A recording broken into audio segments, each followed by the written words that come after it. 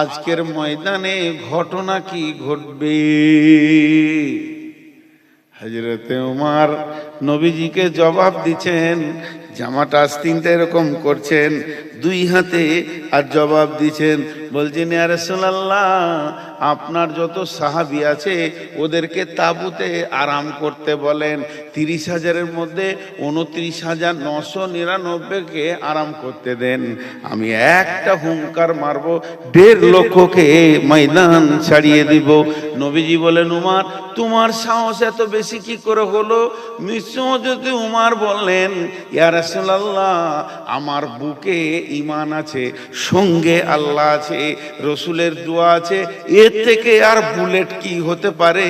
ওদের বুকে আল্লাহ নাই, সব কটাকে আমি মুর্দা মানুষ দেখছি। আমার একটা হুঙ্কার ওদের সহ্য করার ক্ষমতা হবে না, ময়দান ছেড়ে দেবে। লড়াই শুরু হলো। রিজাল্ট কি হলো?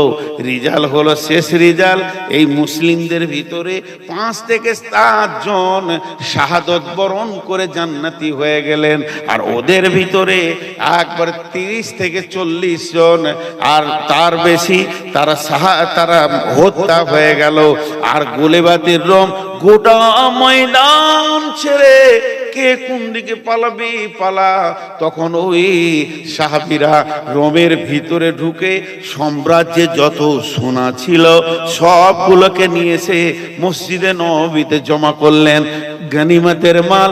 এই মধ্যে এর ভিতরে একটা সোনার জিনিস ছিল, যেটা বাদশা মাথায় নেবে, সোনার মুকুট।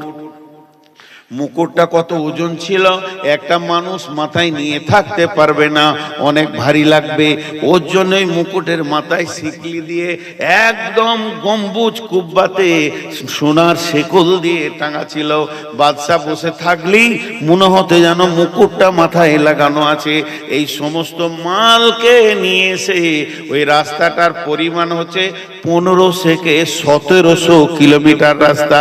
1-2 কিলোমিটার নয়, দোমোহনা নয়, ডালকোলা নয়, পূর্ণিয়া নয়, 1700 কিলোমিটার।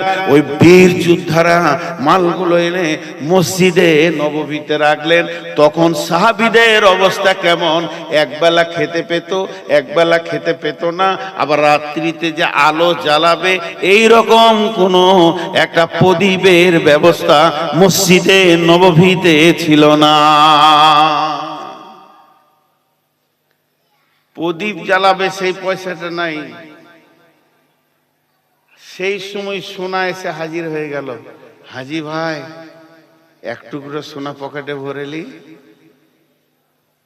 ওগুলো ওদের মনই নেই, ওদের মিজাজই নেই, ওগুলো কাজ করার করে দিয়েছি। কেন? একটা ইতিহাসে এরকম পাওয়া গেছে, সাহাবীদের মধ্যে কাকে অনেক রাতে পেশাব লেগেছে, উজু করবে, পেশাব করবে, তাহাজ্জুদ পড়বে, তো আঁধারে রাস্তাটা বুঝতে পারছে না।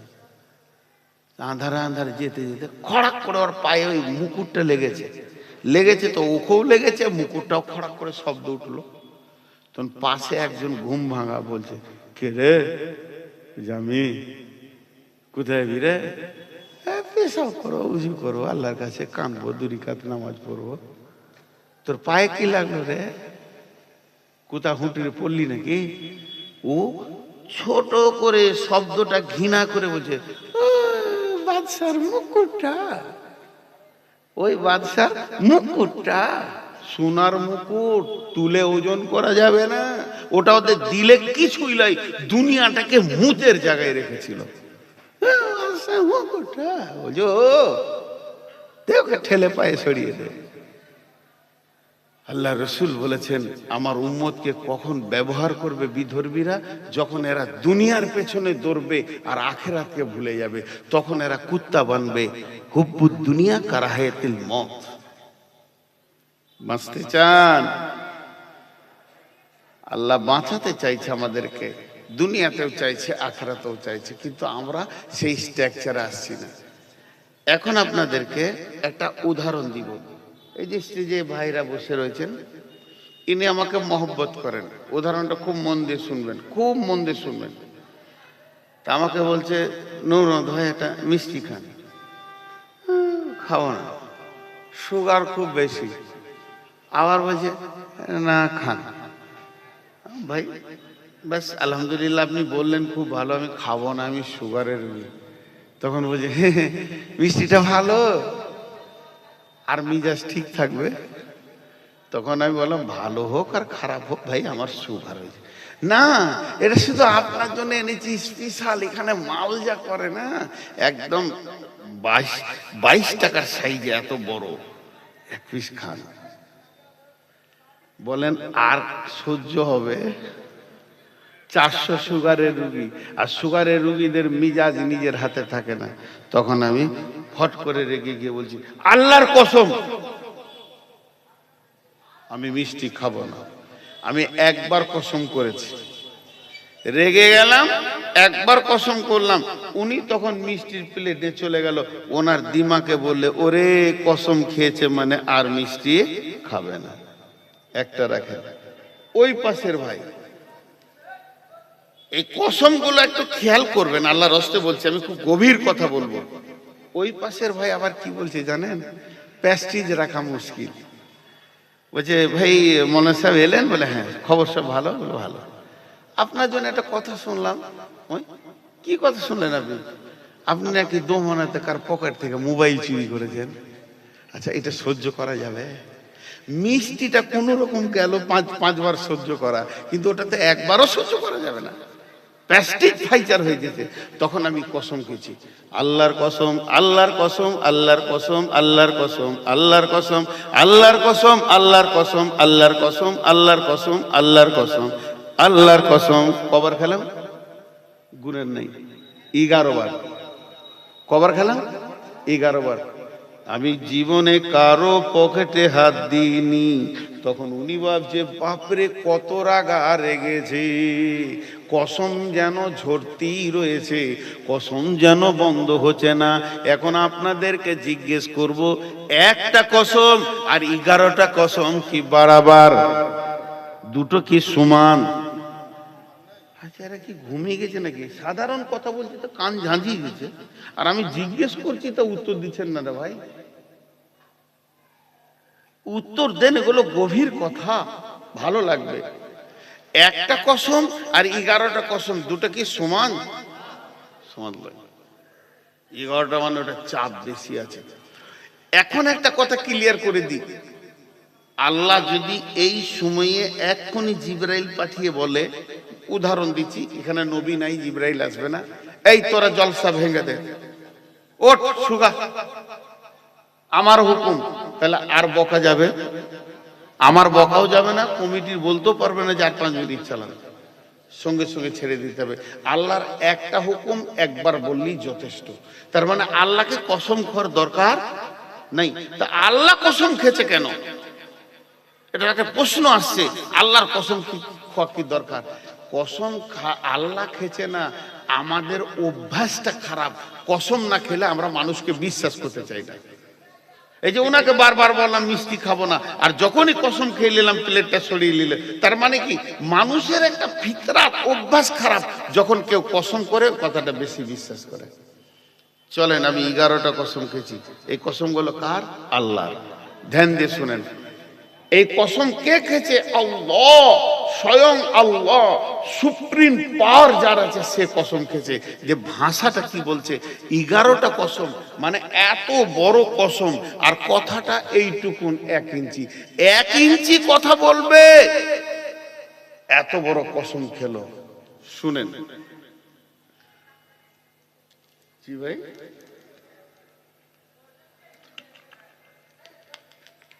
বিসমিল্লাহির রহমানির রহিম।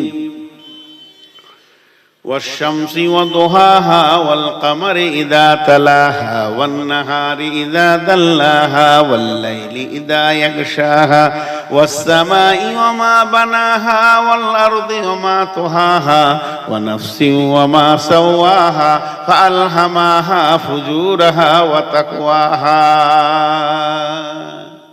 11টা কসম আছে এখানে, 11টা কসম আছে। 11টা কসম হলো, কথাটা বললাম না, কথাটা জায়গায় স্টপ করে দিলাম। আরেকবার কসমটা শুনিয়ে দিই। والشمس وضحاها والقمر إذا تلاها والنهار إذا جلاها والليل إذا يغشاها والسماء وما بناها والأرض وما طحاها ونفس وما سواها فألهمها فجورها وتقواها। 11টা কসম যখন খাওয়া হয়ে গেল, কসমগুলো যখন কমপ্লিট হলো, আল্লাহ ছোট ছোট দুটি কথা বলছেন যা হাফ ইঞ্চি করে 1 ইঞ্চি লম্বা। সেই কথা দুটো কি? قد أفلح من زكاها وقد خاب من دساها। এই দুটি কথা বলবে, 11টি কসম খেলেন। ভাই নূর মোহাম্মদ হাতে পায়ে ধরেছে অনেক কারণের জন্য। আল্লাহর রাস্তায় দিয়ে সবাইকে বলছি ধৈর্য ধরে শুনেন, কামিয়াবির রাস্তা কাকে বলে। আমি আপনাদেরকে শোনাচ্ছি, আপনারা হলেন সব অপরাধী, আর আমি চেয়ারে বসে বায়ান করছি। আমার মতো নেককার পরেজগার লোক আর দুনিয়াতে নাই। আমি হলাম নিষ্পাপ, এটা ভুল। আপনারা যদি 1 অপরাধী, 99 অপরাধী আমি।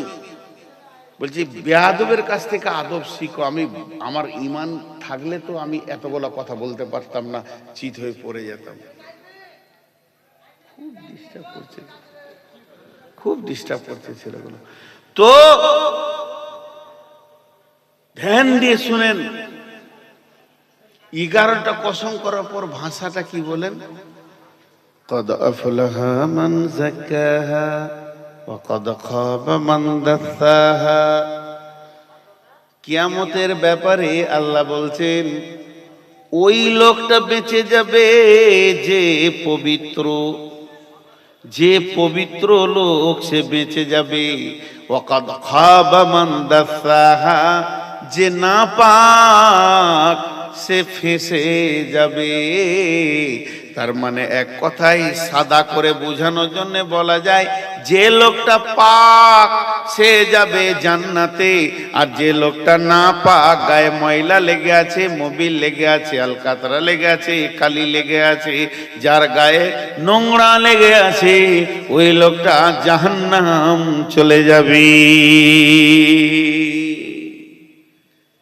11টা কসম করার পর বলছে যে পাক আছে ও জান্নাতে যাবে, যে না পাক আছে ও জাহান্নাম যাবে। বেঁচে যাবে, ফেঁসে যাবে, বেঁচে যাবে, ফেঁসে যাবে। বেঁচে যাওয়া মানে তো সে নিষ্কৃতি পেয়ে গেল, কামিয়াব হয়ে গেল, সাকসেস হয়ে গেল, সফল কাম হয়ে গেল, জান্নাতে চলে গেল। ফেঁসে যাওয়া কাকে বলে? জাহান্নাম যাওয়া। এটা একটু শুনতে হবে, 2 মিনিট শুনতে হবে। এখন যদি আমার গাড়িটা ছোট গাড়ি, এই ঢালাইয়ের রাস্তায় একটা চাকা নিচে পড়ে যায় আর ও দম নাই যে তুলি, তো এখানে 5 জন 10টা যুবক বলবে চো মুলবির গাড়িটাকে ঠেলে তুলে দিই। ওখানে ইঞ্জিন স্টার্ট করতে হবে না, যুবক হাত লাগাবে, ড্রাইভার হ্যান্ডেলটা ধর, তুলে দিল, তুলে যাবে। আজকে যদি এখানে একটা বাসের অ্যাক্সিডেন্ট হয়, 200টা লোক বিপদে পড়ে যাবে, হা হতাশ কাঁদবে ছেলে মেয়ে নিয়ে, কিন্তু 2000 লোক দৌড়বে, চল চল চল চল উদ্ধার করি। একটা ট্রেন অ্যাক্সিডেন্ট হলে একটা ট্রেনে 2000 5000, 2টো ট্রেনে যা বিপদে পড়বে, কিন্তু 20,000 লোক দৌড়বে উদ্ধারের জন্য। আর আল্লাহ বলছে কিয়ামতের দিনটা সব থেকে বড় ভয়াবহ। কেন? যার চাকা ফাঁসবে তাকেই তুলতে হবে। ইয়াউমা লা তামলিকু নাফসুন লিনাফসিন শাইআ ওয়াল আমরু ইয়াউমা ইযিল লিল্লাহ।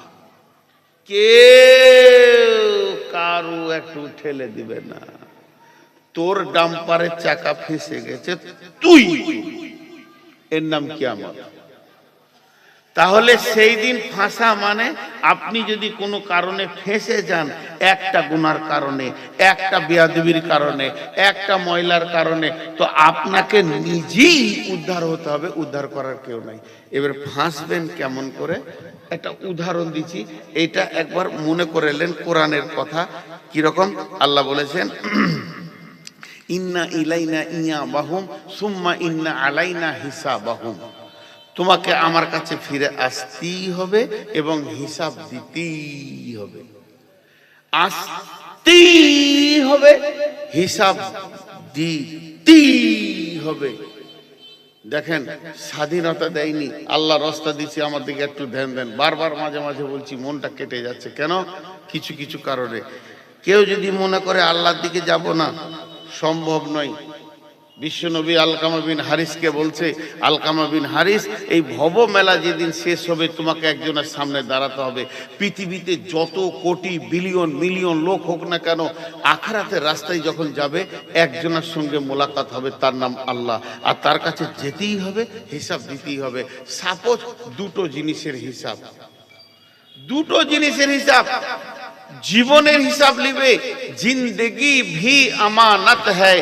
আমাকে যে 50-60 বছর দিয়েছে আল্লাহ, লিখে দিল, নূর মোহাম্মদ তুই মাটিতে পড়বি আর মাটিতে ঢুকবি, মায়ের পেট থেকে মাটিতে পড়বি আর মাটির কবরের ভিতরে ঢুকবি। এখানে তোকে 60 বছর থাকতে দিলাম। এই 60 বছর যে আমি এখানে আছি, আমার জীবনটা আমার নয়, আমার আল্লাহ এর পেছনে খরচা চালিয়ে যাচ্ছে, চোখে নাকে মুখে। এখন খরচাগুলো যদি বলতে যাই তা লাইন অন্যদিকে চলে যাবে, সময় করবে না। তা আল্লাহ এই খরচা চালাচ্ছে 60 বছর। যেদিন আমি ফিরে যাব, আমাকে দুটো হিসাব দিতে হবে। জিন্দেগি ভি আমানত হয়, জিন্দেগির হিসাব লাগবে। আল্লাহ শুরু করলো, বান্দা বল ফেব্রুয়ারি মাসের 10 তারিখে তুই কি করছিলি? 2026 সালে। এবার একটা দিনে 24টা ঘন্টা, প্রতি ঘন্টায় 7টা মিনিট, প্রতি মিনিটে 7টা সেকেন্ড রয়েছে। আল্লাহ বলবে, এক সেকেন্ড করে তুই আমাকে বুঝিয়ে দে। রব্বুল আলামিন ফজরের নামাজ পড়েছি, তেলাওয়াত করেছি, জিকির করেছি। আল্লাহ বলবে আগেবার, তার মানে আল্লাহর মন ঠিক আছে, চল আগেবার। কি করলি? তারপরে মার্কেটে গেলাম, বাজারে গেলাম, মাঠে গেলাম, কাজ করলাম। কাজ যখন শেষ হলো, বাড়িতে ফিরে এসে জোহরের আজান হয়ে গেল, জোহরের নামাজ পড়েছি, জোহরের নামাজ পড়ে খেয়ে শুয়ে গেছি, আসরে আজান হয়েছে, উঠেছি। আল্লাহ এখনো পর্যন্ত চুপ করে আছে, চল আগেবার। তারপরে নামাজের পর আল্লাহ আমি গেলাম, চা খেতে মন গেল, দোকানের দিকে গেলাম, দোকানদার চা আবার নতুন করে বানালো, এর জন্য আমার 20টা মিনিট ওখানে চলে গেল। এবার চলে যাওয়ার পর চা খাওয়া শেষ হয়ে গেল। আল্লাহ বলছে তারপরে কি করলি? বলে চায়ের দোকানে বসে বসে হাজি সাহেব আর মৌলভী সাহেবের গিবত শুরু করে দিলাম। তখন আল্লাহ বলবে কেন? আর আল্লাহ যখন শব্দ বলবে কেন, আল্লাহ যখন শব্দ বলবে কেন, বিশ্বনবী বলছেন, বান্দা হে উম্মত রে, তুমি জেনে নাও তুমি ফেঁসে গেছো। আল্লাহর কেনটাকে টপকানোর মতো পৃথিবীর কারো ব্রেন নাই। মানুষের কেনকে টপকে দিতে পারবে, কিন্তু আল্লাহর কেনকে টপকাবে না। আজকে এই বাস্তবপুরে জালসা, আমি ডেট নিয়েছি, আমার সঙ্গে কথা হয়েছে, কিন্তু কমিটি আমার সঙ্গে ভালো ব্যবহার করেছে। আমি হঠাৎ করে এলাম না, মন গেল না, এলাম না। আমি বদমাস, কোথাও থেকে গেলাম পূর্ণিয়াতে বা অন্য জায়গায়, আরো লোভে চলে গেলাম। এখন কমিটি আমাকে ধরেছে কালবাদ পশু ভুলকিতে, ভাই আপনি এলেন না কেন? এই যে কেন ওটা বলেছে কমিটি, মিথ্যা করে বলে দিলাম শ্বশুর মারা গেছিল, খালাশাস মারা গেছিল, খালাতো সম্বন্ধী মারা গেছিল, ওদের মুখটা বন্ধ হয়ে গেল। এই মিথ্যাটা আল্লাহর সঙ্গে চলবে না, আল্লাহ সব জানে। নবীজি বলছেন, যদি কোনো বান্দাকে কিয়ামতের মাঠে আল্লাহ একবার কেন বলে, উম্মত রে তুমি নিশ্চিত হয়ে যাও জাহান্নাম চলে যাচ্ছ, ওই কেনটা আল্লাহকে বুঝিয়ে দেবে, তোমার উপায় নাই। তা আল্লাহ বলছেন, قد أفلح من زكاها قد أفلح من زكاها وقد خاب من دساها। কিয়ামতের মাঠে যে পবিত্র থাকবে, যার গায়ে ময়লা থাকবে না, সে বেঁচে যাবে, আর যে নাপাক থাকবে সে ফেঁসে যাবে।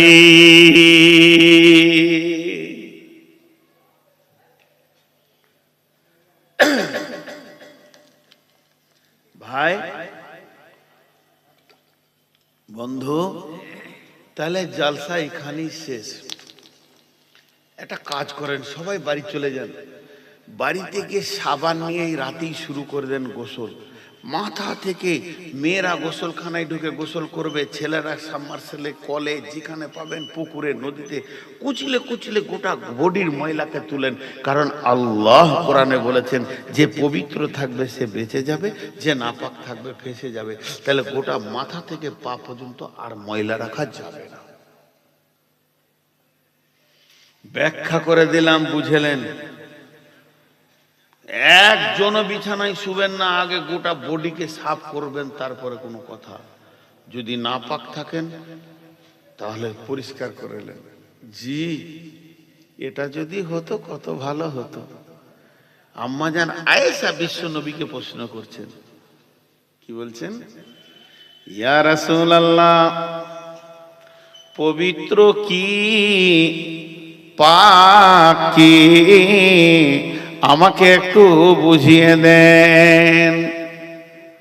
নবীজি বললেন, আয়েশা রে, পৃথিবীর বুকে যত নাপাক আছে, পাক হওয়া বড় আসান।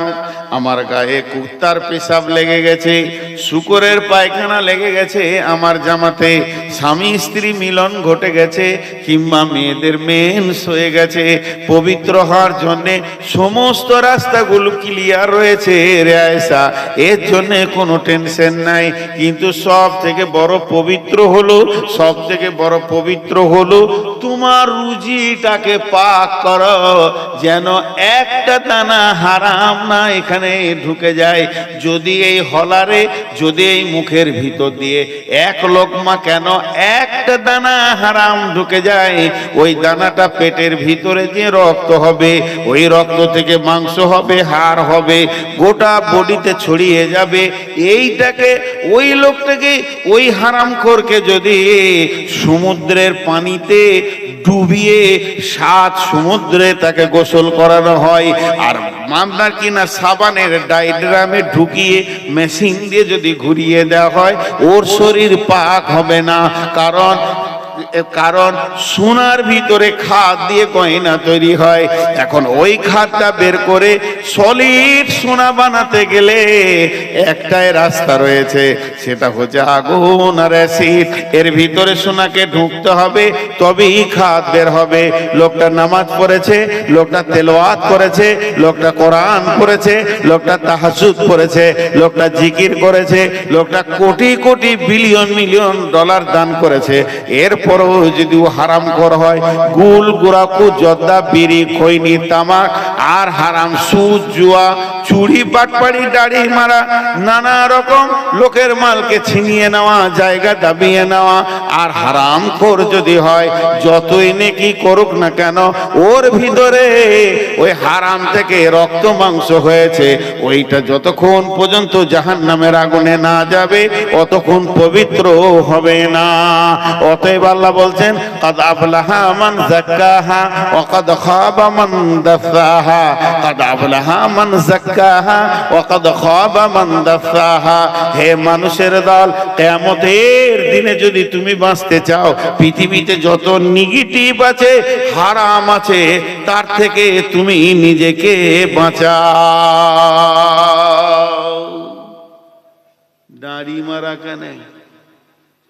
এই পানিটা কি হালাল না হারাম বলেন? আমি যে পান করছি, পানিটা হালাল না হারাম? কথা বলেন না কেন ভাই আমার? পানিটা পান করবো, করতে পারবো কি পারবো না বলেন? এখন আমি যদি পানিটা পান করি তো করতে পারবো কি পারবো না? তো এই পানিটা হলো হালাল, পান করতে পারবো না, এখন হারাম, বাঁ হাতে চলে গেছে। এই হাতে ছিল তখন হালাল, আমার সাজা হতো না কিয়ামতের মাঠে, আমি হারামখোর নই। আর এই হাতে যখন চলে গেল, কত মুসলমান 5 ওয়াক্তের নামাজি, মুখ ভরা দাড়ি, বাঁ হাতে করে দোকানে মিষ্টি খেলো কি কিছু খেলো, খেতেই পারে, আলহামদুলিল্লাহ, হোটেলে ভাত খেলো, মক্কা মদিনাতে হোটেলে গিয়ে কত কত কত কত কত কত কত কত বাঁ হাতে মারছে। এতটুকু ওর চিন্তা নেই যে আমি হারাম খেয়েছি। এই জন্য আল্লাহ বলছেন, হুঁশিয়ার হয়ে যাও, হুঁশিয়ার হয়ে যাও। আল্লাহ রসুল এগুলোকে ধরে ধরে শিক্ষা দিয়েছে, ধরে ধরে, বাচ্চা ছেলের মতো ধরে ধরে শিক্ষা দিয়েছে। ধরে ধরে শিক্ষা দিয়েছে, কিন্তু নেবে না। এটা আফসোস, আফসোসের কথা বলছি। বিসমিল্লাহির রহমানির রহিম। ওয়াল ফাজরি ওয়ালা ইয়ালিন আসরি ওয়াস সাফি ওয়াল ওয়াতরি ওয়াল লাইলি ইযা ইয়াসরি আল ফি যালিকা কাসামুল লিযি হিজরি। কাসামুল লিযি হিজরি, কাসামুল লিযি হিজরি। বিবেকবানদেরকে কথা বলছেন আল্লাহ। এবার দেখেন এখানে আল্লাহ 4টা কসম খেলেন। ওয়াল ফাজরি, ফজরের কসম খেলেন, এর ব্যাখ্যা লম্বা আছে। ওয়ালা ইয়ালিন আসরি, 10 রাতের কসম খেলেন আল্লাহ। তারপরে ওয়ালা ইয়ালিন আসরি ওয়াস সাফি ওয়াল ওয়াতরি, জোড়া বেজোড়ার কসম খেলেন আল্লাহ। তারপর আল্লাহ বলছেন আলাম ওয়াল ফাজরি ওয়ালা ইয়ালিন আসরি ওয়াস সাফি ওয়াল ওয়াতরি ওয়াল লাইলি ইযা ইয়াসরি, 10 রাত্রির কসম খেয়ার পর বলছেন হাল ফি যালিকা কাসামুল লিযি হিজরি, হাল ফি যালিকা কাসামুল লিযি হিজরি, হাল ফি যালিকা কাসামুল লিযি হিজরি। এইটা একটু 2 মিনিট টাইম দেন, আপনারা উঠবেন না, ব্রেন দেন। 4টা কসমের ব্যাখ্যা করলাম না, এতটুকু বলছি। আল্লাহ আবার 4 বার কসম খেলেন। 4 বার কসমকে কি বলছে জানেন? 4 বার কসম খেয়ে বলছে, এবার একটা উদাহরণ দিই, বুঝতে পারবেন। এক্ষুনি শুরু হয়ে গেল এখানে হইচই, এই আর এই ধর, কিছু একটা ঘটনা ঘটেছে, একবারে গোটা স্টেজকে ধরে নিয়েছে। আমার উপরে রাগ হোক বা কমিটির উপরে রাগ হোক কি মৌলানার উপরে রাগ হোক, কিন্তু আসলে ঘটনাটা কিছুই নাই, ভুল বোঝাবুঝি। ঠিক ওই সময় আমার সামনে পরিচিত 8-10টা ছেলে রয়েছে গ্রামের, যারা হচ্ছে শিক্ষিত, MA MSc মাস্টার্স, ভালো শিক্ষিত। তখন ওদেরকে আমি একটা ভাষা ব্যবহার করছি, তোমরা বিবেকবান, তোমরা শিক্ষিত, এটা হতে দিবে? তোমরা নাও, তোমাদের উপর আমার একটা দাবি আছে। তোমরা শিক্ষিত, তোমরা মাস্টার, তোমরা চুপ করে রয়েছে মূর্খদের কাছে, উঠে দাঁড়াও, এই দাবি রয়েছে। আল্লাহ ওইটাই বলছে, হাল ফি যালিকা কাসামুল লিযি হিজরি। আমার এই কসমগুলো কি, আমার ওই 11টা কসম, আমার এই 4টা কসম, এই কসমগুলো কি শিক্ষিতরা মূল্যায়ন করবে না? এখানে পার্টিকুলার শিক্ষিতদেরকে বলা হয়েছে, মূর্খদেরকে বলা হয়নি। আল্লাহ শিক্ষিতদেরকে বলছে হাল ফি যালিকা কাসামুল লিযি হিজরি, আমার এই কসমগুলো কি বিবেকবানদের জন্য নয়। 70 বিঘে জমি ধান বিক্রি করেছে, 30 বিঘে সরিষা বিক্রি করেছে, 68 বিঘে পেঁয়াজ বিক্রি করেছে, আর 100 বিঘে গহম লাগিয়েছিল, বিক্রি করেছে। ভালো চাষি, এতটা চাষ করেছু, সব হিসাব ঠিক আছে, কোনটা বেচলাম কত টাকা, কোন আড়তে কত পাবো, কোন মহাজনে কত পাবো, কোথা কত পাবো, সব হিসাব আছে। ওকে যদি বলছি চাচা হজ করেন, মাথা ঠিক নাই,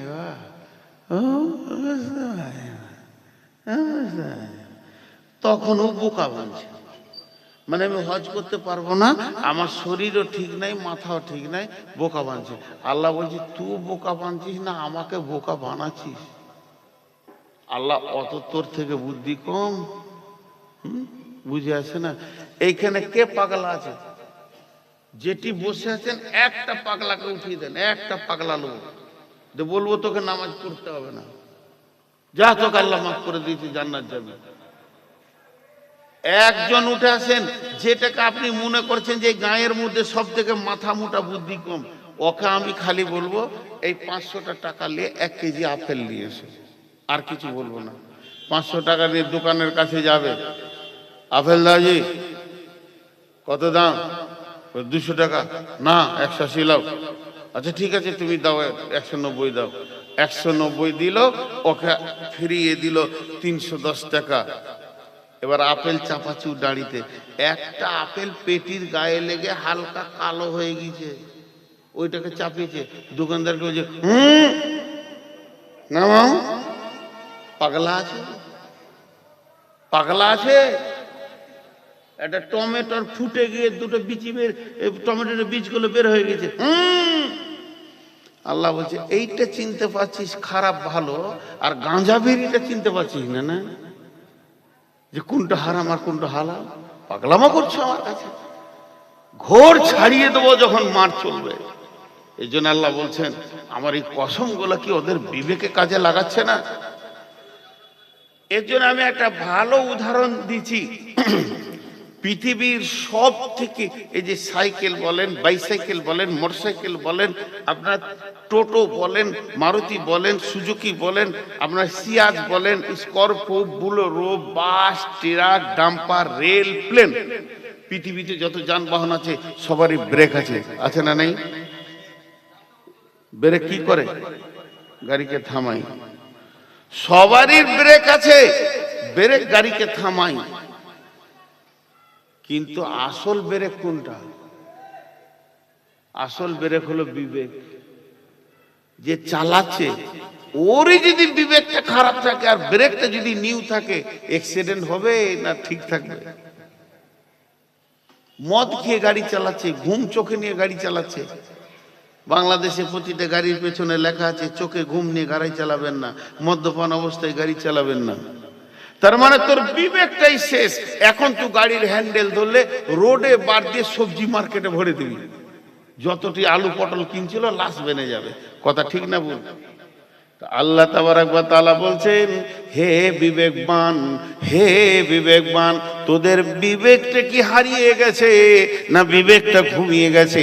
এখনো তোরা গাড়িটা নিয়ে মারমার মারমার করে রোড ছেড়ে দিয়ে সবজি মার্কেটে ঢুকে হাজার হাজার মার্ডার করে দিলি। তার মানে আল্লাহ বলতে চাইছেন তোর দুনিয়াবি কাজ করতে সব জায়গায় বিবেক রয়েছে, এখনো তোর বিবেক তোকে হারাম ছাড়াতে পারছে না। দূর দূর দূর দূর করে হারামের ভিতর দিয়ে ঢুকে গেলি। পবিত্র যে থাকবে সে বেঁচে যাবে। তার মানে নিজের জিন্দেগিকে হারাম থেকে বাঁচাতে হবে। আপনারা 10টা মিনিট দেন, উঠে চলে যাচ্ছেন, মাদ্রাসার ক্ষতি হচ্ছে। 10টা মিনিট দেন, আল্লাহর রাস্তায় উঠিয়েন না বাপ। শোনা মানিক আয়াত কটা খালি তর্জমা করে দেব। প্রথমে যে আয়াতগুলো পড়েছি, আল্লাহ কি বলছেন? বিসমিল্লাহির রহমানির রহিম, আলিফ লাম মিম, যালিকাল কিতাবু লা রাইবা ফীহি হুদাল লিল মুত্তাকিন আল্লাযীনা ইউমিনুনা বিল গায়বি ওয়া ইউকিমুনাস সালাতা ওয়া মিম্মা রাযাকনাহুম ইউনফিকুন ওয়াল্লাযীনা ইউমিনুনা বিমা উনজিলা ইলাইকা ওয়া মা উনজিলা মিন ক্বাবলিকা ওয়া বিল আখিরাতি হুম ইউকিনুন। জি খালি তর্জমা করব, আদায় করতে হবে নাকি? করতে গেলে 12টায় ছেড়ে দিতে হবে, নাহলে পায় না। ঠিক বললো আচ্ছা এটা তো পানি, পানি তো খেয়েছি না রে ভাই, জিভটা আটকে গেছে। সুগার আজকে মাপলাম 380, বেশি হয়নি, আল্লাহ দিয়েছে, চলছে, এর ভিতরেই চলছে। খালি তর্জমা কটা মন দিয়ে শোনেন, একজনও উঠবেন না আল্লাহর রাস্তায়, হাত দুটা ধরে বলছি, আর কিছু বলবো না, হাত দুটা ধরে বলছি। প্রথমটা হলো হরফে মুকাত্তাত, 8টা কথা বলেছেন এখানে আল্লাহ। প্রথমটা হলো হরফে মুকাত্তাত, আলিফ লাম মিম। যালিকাল কিতাবু লা রাইবা ফি, নাম্বার 1, এই কিতাবের মধ্যে কোন রকম সন্দেহ রাখা যাবে না। হুদাল্লিল মুত্তাকিন। এই কিতাবটা মুত্তাকি পরেজগারদের জন্য হেদায়েতের রাস্তা দেখাবে। বেঈমানকে দেখাবে না, চোরকে দেখাবে না, লম্পটকে দেখাবে না, ফাসিক তো পাবেই না। ইদিল্লু বিহি কাসীরা ওয়া ইয়াহদি বিহি কাসীরা ওয়া মা ইদিল্লু বিহি ইল্লাল ফাসিকিন। এই কিতাবটার উপরে বিশ্বাস রাখতে হবে, আল্লাহর ভয় রাখতে হবে, হেদায়েত পেয়ে যাবে। নাম্বার 2, আল্লাযীনা ইউমিনুনা বিল গায়বি ওয়া ইউকিমুনাস সালাতা ওয়া মিম্মা রাযাকনাহুম ইউনফিকুন। গায়েবের উপর ঈমান আনতে হবে, যেগুলো দেখা যাবে না, কোনোদিন চেষ্টা করেও দেখা যাবে না, মওতের আগে দেখা যাবে না। আল্লাহ আছেই বিশ্বাস করতে হবে, কবরের আযাব বিশ্বাস করতে হবে, পুলসিরাত বিশ্বাস করতে হবে, জান্নাত বিশ্বাস করতে হবে, জাহান্নাম বিশ্বাস করতে হবে, ফেরেশতা বিশ্বাস করতে হবে, কিয়ামত বিশ্বাস করতে হবে, কিয়ামতের দাঁড়িপাল্লা বিশ্বাস করতে হবে। এই যেমন বেলুনটা আমি দেখছি, চোখে দেখা বিশ্বাস, বাসদপুর জালসাতে বেলুন রয়েছে হলুদ রঙে, আমার এটা দৃঢ় বিশ্বাস। যেমন ওই রকম যেগুলো দেখা যায় না, কোরআন বলেছে, হাদিস বলেছে, ওই রকমই বিশ্বাস রাখতে হবে গায়েবের উপরে। আর 2টা আমল করতে হবে, ওয়া ইউকিমুনাস সালাতা ওয়া মিম্মা রাযাকনাহুম ইউনফিকুন। নামাজ আদায় করতে হবে এবং রুজি থেকে আল্লাহ রাস্তায় দান করতে হবে। খুব সহজ করে বলছি, আমি একদম পুরো 12টায় আপনাদেরকে ছাড়বো। আল্লাহর রাস্তা দিচ্ছি, কেউ উঠিয়ে না ভাই, আল্লাহর রাস্তা দিচ্ছি, এটাকে আল্লাহর সম্মানটা রাখেন, আল্লাহর সম্মানটা রাখেন। 5টা বলা হলো, 5টা বলা হলো। 1 নম্বরে এই কিতাবটার উপরে বিশ্বাস রাখতে হবে, 2 নম্বরে আল্লাহর ভয় দিলে রাখতে হবে, 3 নম্বরে হচ্ছে গায়েবে যেগুলো দেখা যায় না বিশ্বাস করতে হবে, 4 নম্বরে হলো নামাজ আদায় করতে হবে, 5 নম্বরে নিজের রুজি থেকে আল্লাহ রাস্তায় দান করতে হবে। 5টা কাজ। নাম্বার 6, ওয়াল্লাযীনা ইউমিনুনা বিমা উনজিলা ইলাইকা। আর ঈমান আনতে হবে ওই কিতাবের উপরে যে কিতাবটা তুমি বলেছো, প্রথমে কোনো সন্দেহ নাই, এই কিতাবটার উপরে এবার ঈমান আনতে হবে। এই কিতাবটাই আমাদের হেদায়েতের রাস্তা, এই কিতাব ছাড়া আমাদের হেদায়েত পাওয়া যাবে না। এটা আল্লাহর বাণী গোটাটাই, এখানে নবীর বাণী একটাও নাই, সমস্তটা হচ্ছে ইলমুল ওয়াহি। এর উপরে বিশ্বাস রাখতে হবে। ওয়া মা উনজিলা ইলাইকা ওয়া মা উনজিলা মিন ক্বাবলিকা। এর পূর্বে আরো কিতাব এসেছে, তৌরাত এসেছে, ইনজিল এসেছে, জবুর এসেছে, ছোট বড় করতে করতে 100-150 কিতাব যা এসেছে সেগুলো সব ঠিক আছে, সেগুলো সত্য কিতাব, আল্লাহর কিতাব। এর উপরেও বিশ্বাস রাখতে হবে। কোরআনের উপরে যতটা বিশ্বাস রাখতে হবে, পূর্বের কিতাবের উপরে ততটা বিশ্বাস রাখতে হবে। কিন্তু আমলের ময়দানে যখন আমি আমল করব, কাজ করব, ওই কিতাবগুলোর উপরে কাজ করা যাবে না। ওই কিতাবগুলো কমপ্লিটলি ইসলাম নাই, কমপ্লিটলি ইসলাম আছে কোরআনে, কোরআনের উপরে আমল করতে হবে। 7টা বলা হলো। 8 নম্বরে আল্লাহ বলছেন, ওয়াবিল আখিরাতি হুম ইউকিনুন। এটা বক্তব্যের বাইরে কথা বলছি। কোন বয়সের মেয়েকে পর্দা করবেন? বয়স বলে দিয়েছে ডোনাল্ড ট্রাম্প। 6 বছরের মেয়েকে ওরা রেপ করতে পারে। এবার পর্দার বিষয়টা ভাবেন। আরে এই দৌড়ে বেড়াচ্ছে বোরকা পরে, বলবেন কোচি, কোচি লয়, ট্রাম্পকে দেন কাজ চালিয়ে। এগুলো কোচি নয়, চোখ বলে দিবে। অতএব ভাই, প্রথমেই বললাম নিজে নিজের মহিলাকে সাবধান করেন। এখন আমি আবার কথা বলছি, তা 8টা আপনাদেরকে শুনিয়ে দিলাম।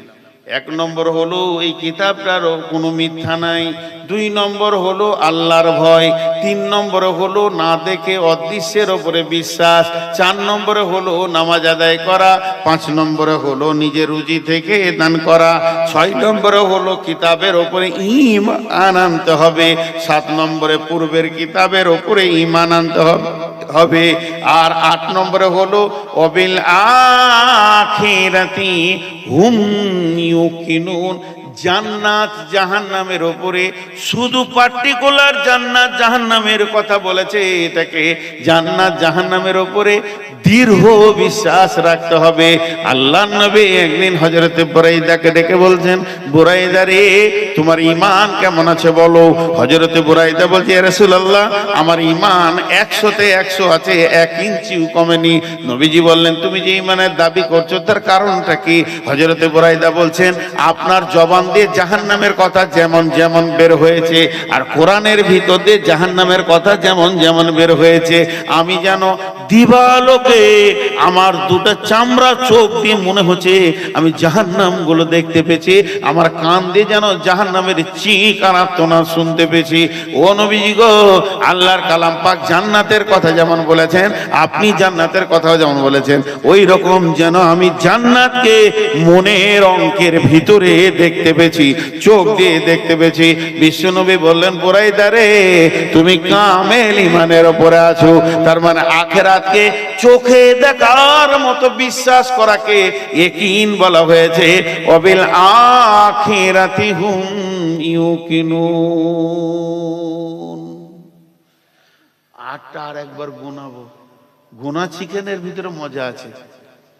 এই কোরআনটার মধ্যে কোনো ভুল নাই, আল্লাহর ভয় সাথে থাকবে, যে জিনিস দেখতে পাওয়া যাবে না বিশ্বাস থাকবে, নামাজ হবে, আর নিজের রুজি থেকে দান হবে। এই কিতাবের উপর ঈমান রাখতে হবে, পূর্বের কিতাবের উপরও ঈমান রাখতে হবে, কিন্তু তার উপরে আমল করা যাবে না। আর আখিরাত জান্নাত জাহান্নামকে চোখে দেখার মতো বিশ্বাস রাখতে হবে। এবার কথাটা কমপ্লিট করব। এই 8টা গুণ যার আছে, এই 8টা গুণ যার আছে, এই 8টা গুণ যার আছে, এই 8টা গুণ যার আছে, এই 8টা মিজাজ যার আছে, তার ব্যাপারে আল্লাহ বলছেন, উলাইকা আলা হুদাম মির রাব্বিহিম ওয়া উলাইকা হুমুল মুফলিহুন।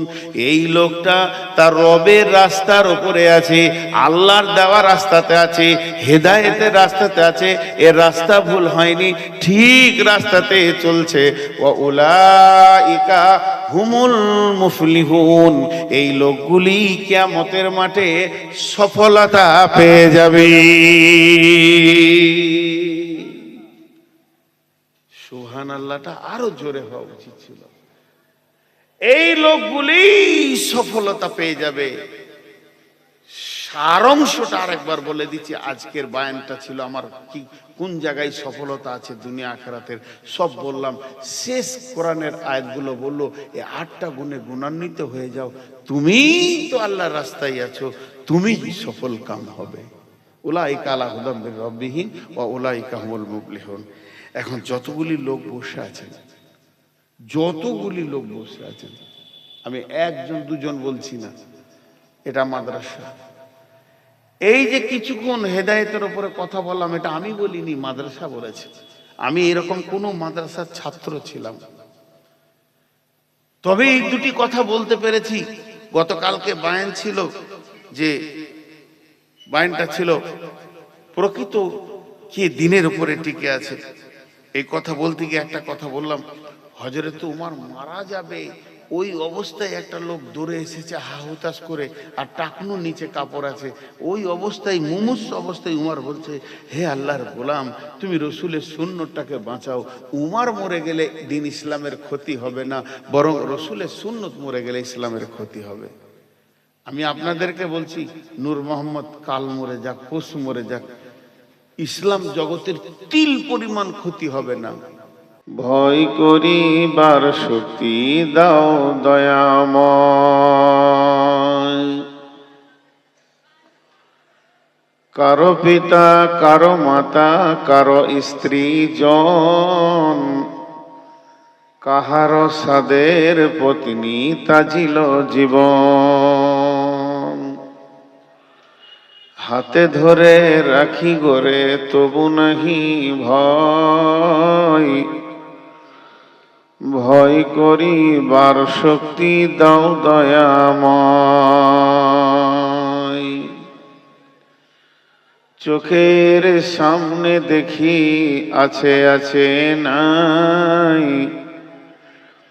মুখে পানি দিতে দিতে আপন বিদায় নেই, তবু নাহি ভয়, ভয় করিবার শক্তি দাও দয়াময়।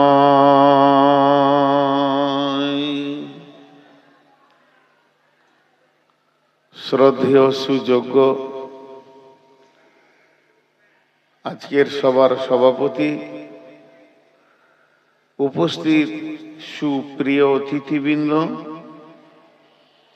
সামনে আমার দিনদার ইমানদার মমিন ভাই সকল, পর্দা থেকে সুন্নেওয়ালি মোমেনা মা ও বোনেরা,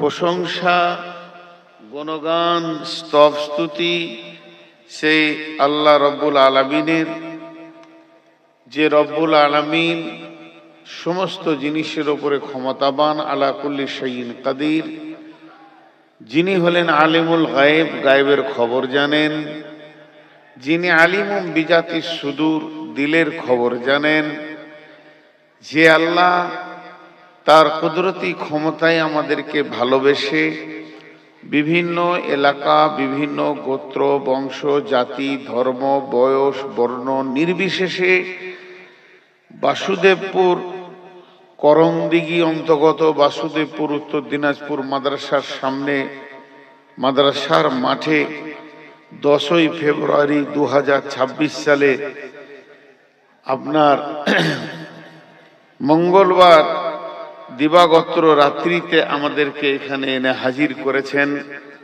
তিনি হলেন আমাদের মুনিব। সেই মুনিবের দরবারে একবার শুকরিয়া করি আলহামদুলিল্লাহ।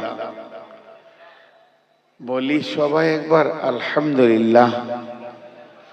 দরুদ ও সালাম বর্ষিত হোক সরকারে কায়না নবী দু জাহাं আখিরি पैगंबर নবী আহমদ, নবী মোহাম্মদ साहिब कौसार, साहिब मिराज, যে নবী আমাদেরকে দিন ইসলামের পুঙ্খান্ন কাজ দেখিয়ে দিয়ে তিনি আল্লাহর ডাকে চলে গেছেন, সেই নবীর উপরে দরুদ ও সালাম বর্ষিত হোক। আল্লাহুম্মা আমিন, আল্লাহুম্মা সল্লি আলাইহি, আল্লাহুম্মা বারিক আলাইহি।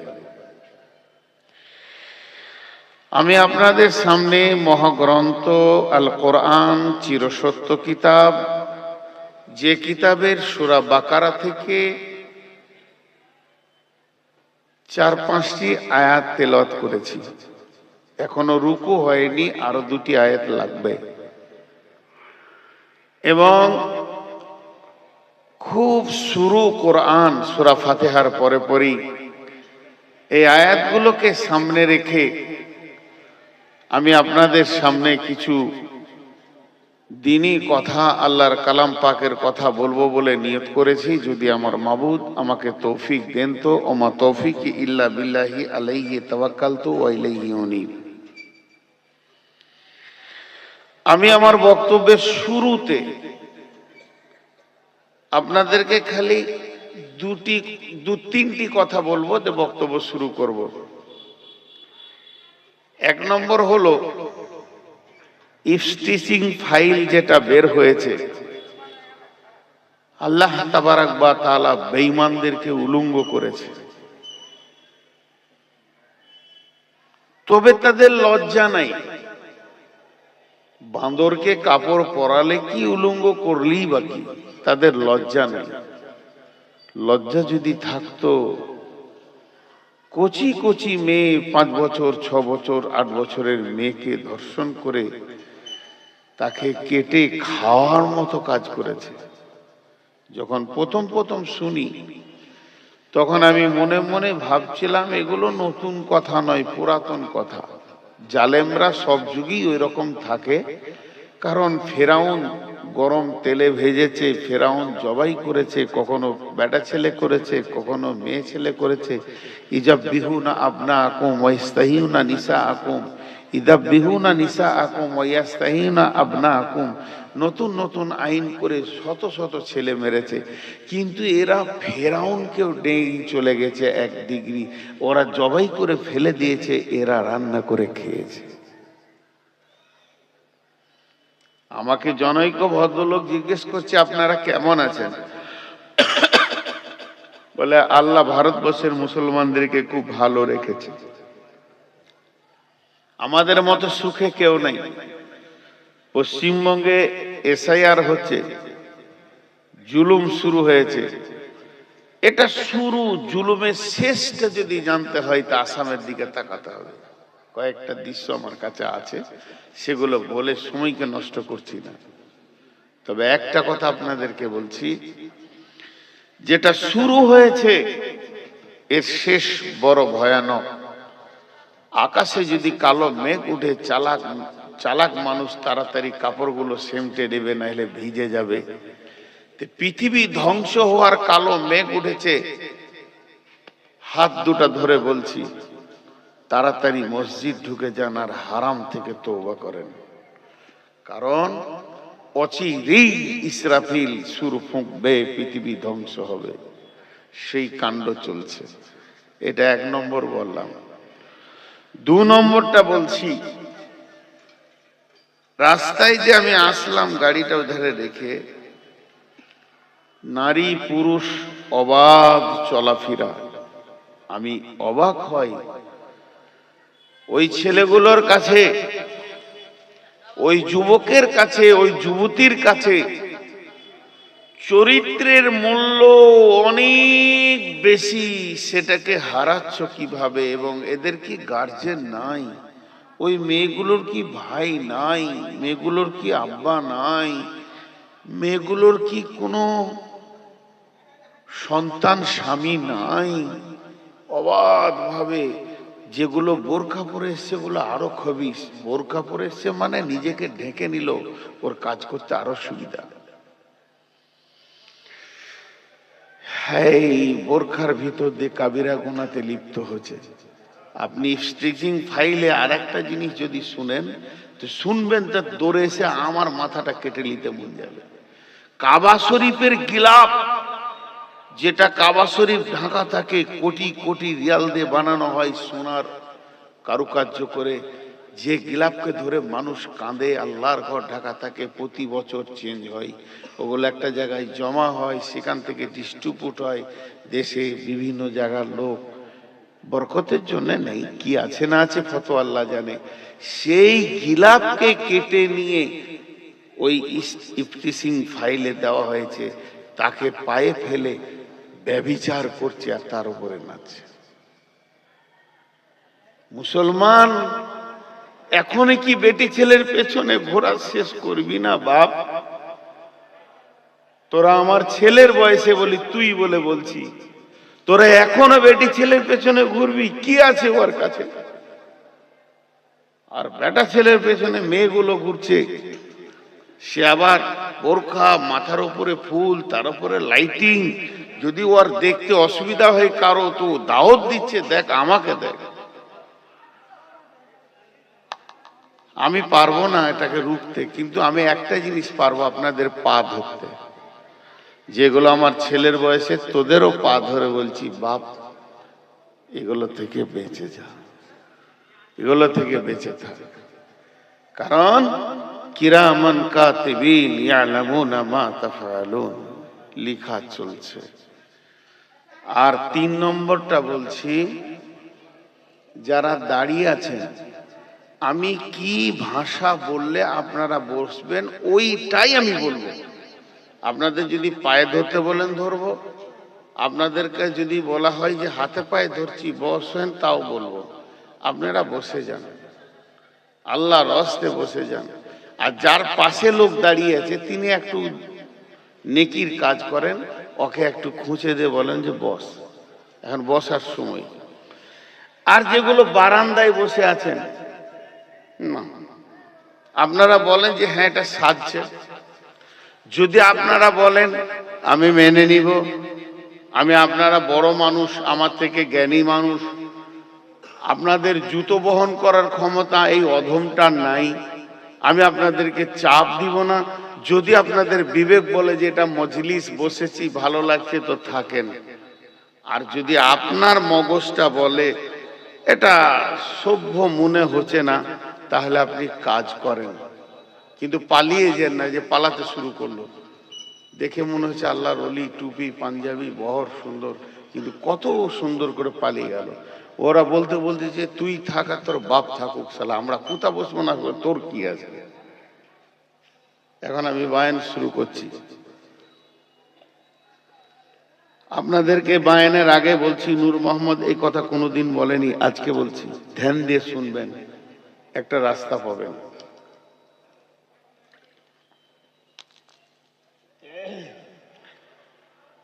একটা হচ্ছে কামিয়াব আর একটা নাকাম। পাস করলে কামিয়াব, ফেল করলে নাকাম। এই পৃথিবীতে মানুষের কুলে আমরা জন্ম নিয়ে বহু জায়গা থেকে সার্টিফিকেট তুলেছি।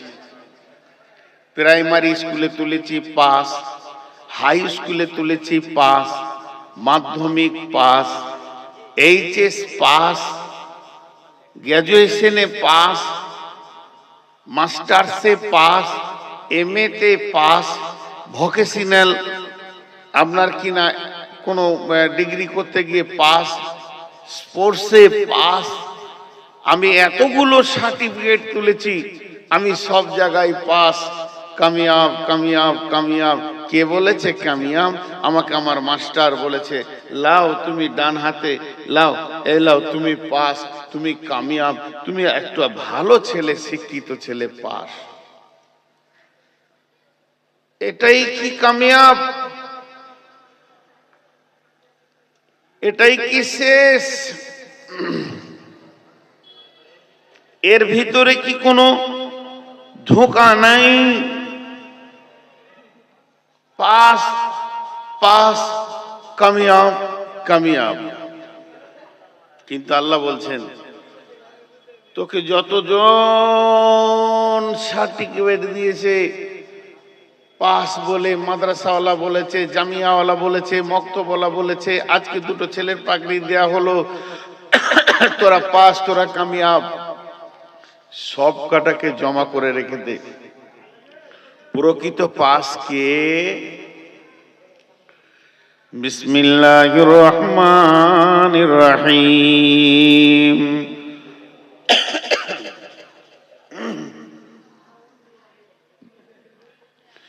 فأما من طغى فأما من أوتي كتابه بيمينه فسوف يحاسب حسابا يسيرا وينقلب إلى أهله مسرورا।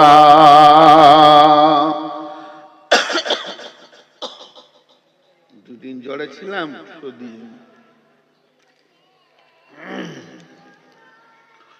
শুনেন, ধ্যান দেন, 2-5 মিনিট, এটা কষ্ট হবে আমার। দুদিন জ্বরে ছিলাম।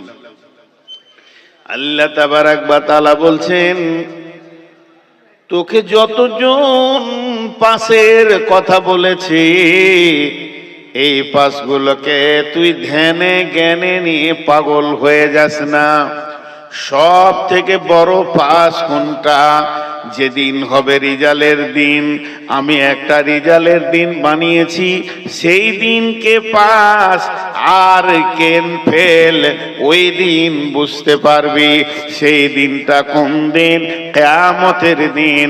ফাআম্মা মান উতিয়া কিতাবাহু বিয়ামিনিহি ফাসাওফা ইউহাসাবু হিসাবান ইয়াসীরা ওয়া ইয়ানকালিবু ইলা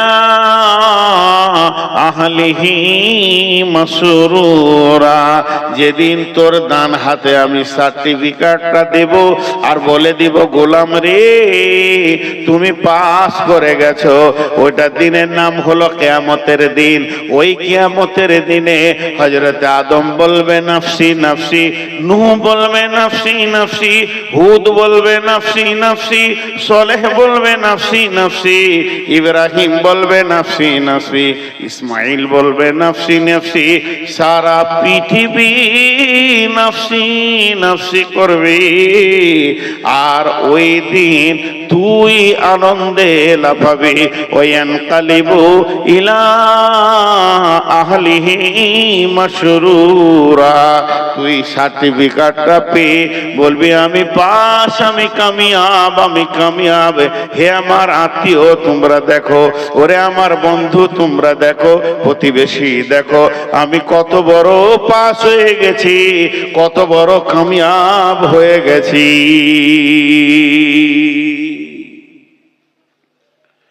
এটাই হলো আসল পাস। বাকি সারা দুনিয়াতে যত পাস দেখছেন এটা আসল পাস নয়। আসল পাস ওইটা আর আসল ফেল ওইটা। এখন তিনটে কথা বলছি, ছোট ছোট তিনটে কথা বলতে 3 মিনিট লাগবে, একটু ধ্যান দেন। কোরআন নাজিল হয়েছে গারে হিরাতে, শুরু হয়েছে ইকরা বিসমি রব্বিকাল্লাযী খলাক। কোরআন নাজিল শেষ হয়ে গেছে আরাফাতের ময়দানে। আরেকবার বলছি, কোরআন নাজিল শুরু হয়েছে আর গারে হিরাতে মক্কাতে জিবরাইল এসে আল্লাহ রসুলকে কোরআন দিলেন। বিসমিল্লাহির রহমানির রহিম, ইকরা বিসমি রব্বিকাল্লাযী খলাক, খলাকাল ইনসানা মিন আলাক, ইকরা ওয়া রাব্বুকাল আকরাম আল্লাযী আল্লামা বিল কলম আল্লামাল ইনসানা মা লাম ইয়ালাম। কোরআন চলতে চলতে চলতে চলতে চলতে নাজিল হতে হতে হতে হতে হতে শেষ আয়াতটা এলো আরাফাতের ময়দানে। কিরকম এলো? বিসমিল্লাহির রহমানির রহিম, আল ইয়াউমা আকমালতু লাকুম দীনাকুম ওয়া আতমামতু আলাইকুম নি'মাতি ওয়া রাদিতু লাকুমুল ইসলামা দীনা। বিশ্ব নবী রয়েছেন উটের উপরে, আর ডানে বামে আবু বকর, উমর, আলী, ওসমান দাঁড়িয়ে আছেন।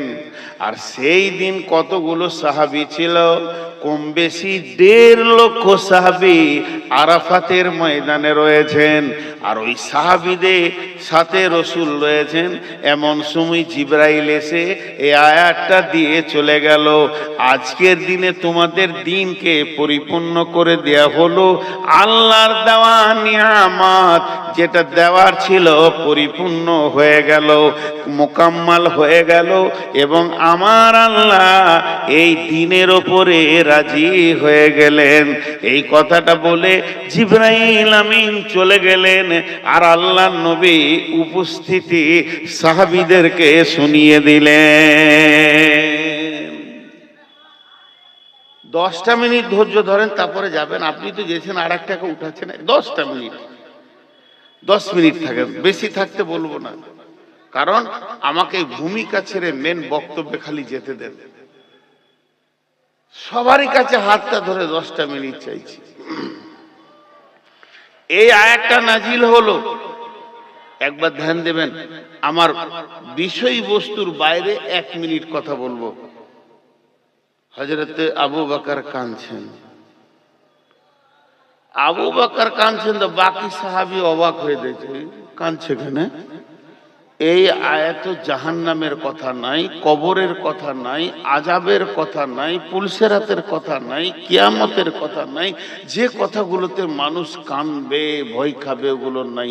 এটা আজকে দিন পুরা হয়ে গেল, তোমাদের দিন মোকাম্মাল হয়ে গেল, যেটা আল্লাহর দেওয়া ছিল দিয়ে দিলে, দিন শেষ হয়ে গেল। আবু বকর, তুমি কাঁদছো কেন?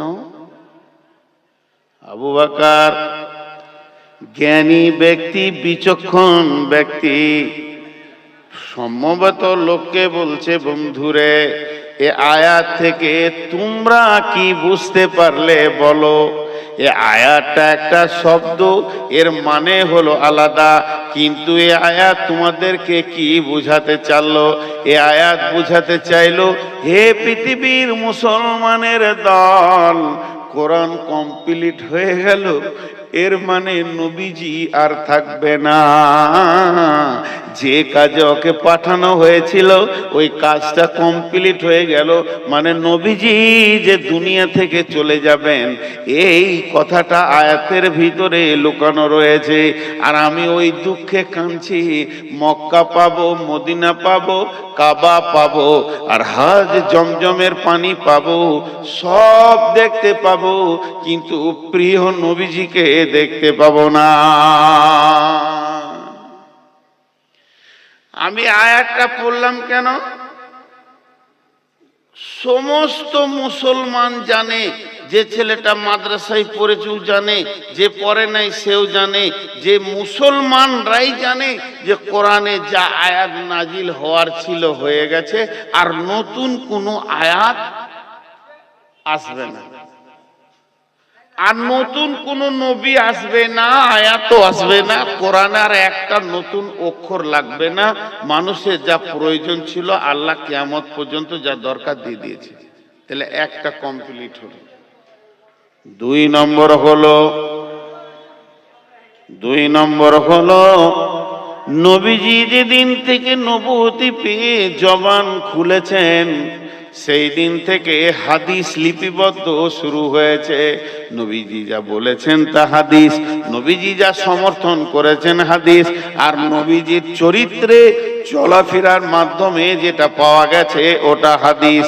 একটা হলো কাউলি, ফেলি, তাহরিরি রয়েছে। এই তিনটি জিনিস হলো হাদিস। নবীজির আচরণ, নবীজির বচন আর নবীজির সমর্থন, এই তিনটে জিনিস হাদিস শুরু হয়ে গেল। লেখা চলছে, নবীজি কি করছেন লেখা চলছে, কেমন করে চলছেন, মসজিদে কেমন করে ঢুকছেন বেরোচ্ছেন, লিখতে লিখতে লিখতে লিখতে নবীজি যেদিন পৃথিবী থেকে বিদায় নিলেন আর কলম বন্ধ হয়ে গেল, রসুলের হাদিসের কলম বন্ধ হয়ে গেল, রসুলের হাদিসের কলম বন্ধ হয়ে গেল। আর নবী আসবে না, আর নতুন নবী আসবে না, আর নতুন করে কিছু বলবে না, নতুন করে দ্বীনের কোনো হাদিস জন্ম নিবে না। আমি দুটা জিনিস বুঝাতে পারলাম, আপনারা যদি বুঝালাম, যদি আপনারা বুঝেন তো হ্যাঁ না বলবেন। একটা হলো কোরআন কমপ্লিট, হাদিসও কমপ্লিট, আর সেই জামানার নতুন কিছু আমাদের কাছে নাই। বুঝতে পেরেছেন কিনা? আর হ্যাঁ না বলেন, বুঝেছেন? এবার আসেন, 1400 বছর আগে চালু হয়েছে একটা নিয়ম, আজও চলছে, আজও চলছে। সেটা কি? আল্লাহ বারবার বলছে তার গোলামদেরকে, তোরা বেঁচে যা, তোরা কামিয়াব হয়ে যা, তোরা সফল কাম হ। তাহলে সফলতার কত গুরুত্ব, সফলতার কত গুরুত্ব, সফলতার কত গুরুত্ব। আজ আল্লাহ তার এক বান্দাকে দিয়ে প্রতিদিন সফলতার জন্যে তার গোলামদেরকে ডাকে। একবার নয় দুইবার নয়, কন্টিনিউ প্রতিদিন আল্লাহ 10 বার ডাকে, আর আমি শুনতে পাইনি এমন একটা ব্যক্তি দেখাতে পারবেন না। তাহলে এটা কত গুরুত্ব আছে। তুমি সফল হয়ে যাও, তুমি কিয়ামতের দিনে বেঁচে যাও, এটা আল্লাহ চাইছে। তাহলে আল্লাহ চাইছে বলি এই শব্দটাকে বন্ধ করা হলো না, আয়াত বন্ধ হয়ে গেল, যে কটা দিয়েছে যথেষ্ট হয়ে গেছে। রসুলের হাদিস বন্ধ হয়েছে, নতুন তৈরি হয় নাই। নবীজি যা বলে গেছেন যথেষ্ট হয়ে গেছে। কিন্তু এইটা আল্লাহ কত গুরুত্ব দিয়ে নিয়েছেন, তার গোলামকে প্রতিদিন 10 বার বলছে তোমরা সফলতা নিয়ে নাও, তোমরা সফল হয়ে যাও, তোমরা বেঁচে যাও, খবরদার বিপদের দিকে তোমরা যেও না।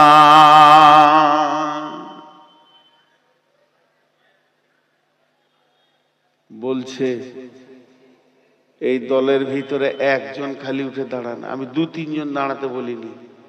ও উঠে বলবে আমি শুনতে পাইনি, আর আমি শুনিয়ে দিব। হাইয়া আলাল ফালাহ,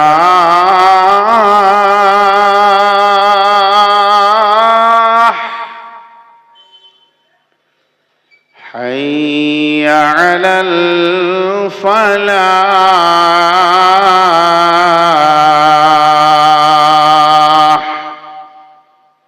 এটা বাংলায় বলি, আয় বাসদপুরের লোক আয়, দুনিয়ার লোক তোদের যতজনের কানে ঢুকছে তোরা আয়, তোদেরকে সফলতার দিকে ডাকা হচ্ছে, তোরা আয় কামিয়াবির রাস্তাতে আয়, ভুল পথে চলে গেছিস আয়, ধোঁকায় পড়ে গেছিস আয়, এসআইআর চলছে আয়। আমি ডাকছি যে সে লোক ডাকেনি, আমি মমতা নয়, আমি মোদি নয়, ডোনাল্ড ট্রাম্প নয়, আমি যোগী নয়, এগুলো তো কিছুই নয়। আমি এমন একজন ডাকছি তোদের হাতে দুনিয়া এবং আখেরাতের কামিয়াবি দিয়ে ছেড়ে দিব। আয় আয় আয় আয়। 5 সেকেন্ড চিন্তা করতে দিছি। একবার যদি কোন পার্টির নেতা, বড় ধরনের মন্ত্রী যদি একবার ডেকে দেয় ডালখোলায় চলে এসো, আর তোমাদের এসআইআর হবে না, যতজন হাজির হবে ছেলে মেয়ে বউ বিটি নাকে হাজির হয়ে যাবে। অথচ স্বয়ং আরশ ওয়ালা আল্লাহ, যার পাওয়ারে গোটা পৃথিবী সেকেন্ডে পৃথিবীর রুল ঘুরিয়ে দিতে পারে, সব কিছু করে দিতে পারে। সূরা নূরের 55 নম্বর আয়াতটা দেখেন। রাত্রির বেলায় শুবেন, গোটা ভারত বেঈমান থাকবে, সকালে উঠবেন তো ভারতটা ইমানদার হয়ে যাবে। আল্লাহকে সেকেন্ড লাগে না, সেকেন্ড লাগায় না এটা চেঞ্জ করতে। সে ডাকছে, তিনি পাওয়ারফুল, তিনি দুনিয়াতে বাঁচাবে এইটুকু শুধু বলেনি, তোকে জাহান্নাম থেকে বাঁচাবো, শুদ্ধ আয়। আল্লাহকে দেখিয়ে দিয়েছি, বকিস না তো, ভ্যান ভ্যান করিস না তো। একটা উদাহরণ দিব, ওই জন্য বলেছি আজকে বয়ানটা ধৈর্য ধরে শুনেন। এইটা মসজিদ, এটা মসজিদ, রোডে ওইটা চায়ের দোকান। 8 থেকে 10 জন আমরা চা খেয়েছি, আর একটাই আলোচনা চলছে, কি হবে রে মুসলমানদের। একজন বলছে তৃণমূলকে ভোট দিগা, পেছন থেকে একজন কুট কেটে বলছে তুই তো বিজেপি করছিস। এই যে ঝগড়া চলছে, আলোচনা চলছে, কি করা যায়, আন্দোলনে নামতে হবে, এই করতে হবে, ব্রিগেডে যেতে হবে, মন্ত্রীর ঘর ঘেরাও করতে হবে, তারপরে ইলেকশন কমিশনারকে আন্দোলনে নামতে হবে। গাদা চিন্তা, চিন্তার গাড়ি। চাটা শেষ হয়েছে, যে বিড়ি ধরিয়েছে, একটু করে টান মারছে হালকা করে, আর চিন্তা করছে, কপাল জড়ো হয়ে গেছে সব পণ্ডিত। আর মসজিদ থেকে তখন বলছে حي على الفلاح